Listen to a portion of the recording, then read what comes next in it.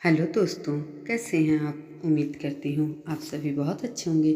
चलिए जानते हैं अपनी आज की कहानी के बारे में। कल से तू खाना भी बनाएगी, मैं तुझे 5,000 और दूंगा, ठीक है ना। हाँ भैया जी। उसके चेहरे पर खुशी के भाव थे। सिंक में रखे बर्तन साफ करते हुए वह मन ही मन हिसाब किताब करने लगी, लेकिन पास खड़ी दिव्या का मूड खराब हो गया।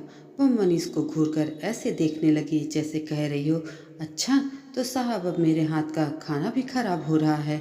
मनीष उसे देख जवाब में मुस्कुराकर ऑफिस चला गया। जब शाम को वह ऑफिस से घर आया तो उसने आवाज़ लगाई, दिव्या यार एक कप चाय तो दे देना। जब दिव्या मनीष को चाय का कप देने लगी तो मनीष ने उसका हाथ थाम लिया और चाय पीते हुए उसकी तरफ देखा। फिर बोला, मुझे पता है कमली के खाना बनाने को लेकर तुम मुझसे नाराज हो, लेकिन मैं क्या करता, यह तो करना ही था। ऐसा करना क्यों जरूरी था, मैं भी तो सुनूं।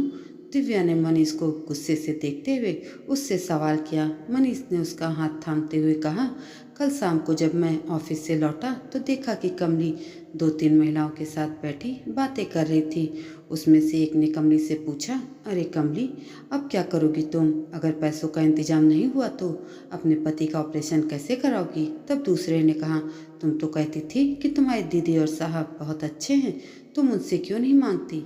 तब कमली बोली, तुम ठीक कहती हो चंदा कि हमारे दीदी भैया जी बहुत अच्छे हैं, पर वो क्या है कि जब पिछले साल की बारिश में हमारे छत टपक रही थी तो मैंने उनसे बनवाने के लिए दीदी से 1,000 रुपये मांगे थे। पैसे लेते समय मैंने उनसे कहा था कि अगले महीने की तनख्वाह से काट लीजिएगा।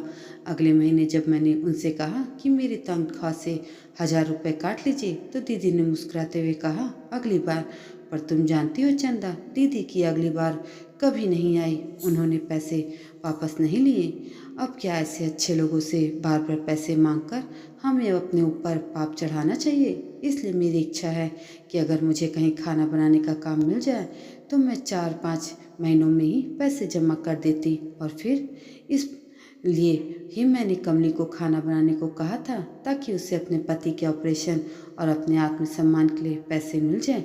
हाँ तुमसे नहीं पूछा, मैंने ज़रूर ये गलती की, पर बताओ दिव्या, पूछने की क्या ज़रूरत थी। नहीं मनीष, बिल्कुल नहीं, मैंने तुम्हें गलत समझा, मुझे माफ़ करना।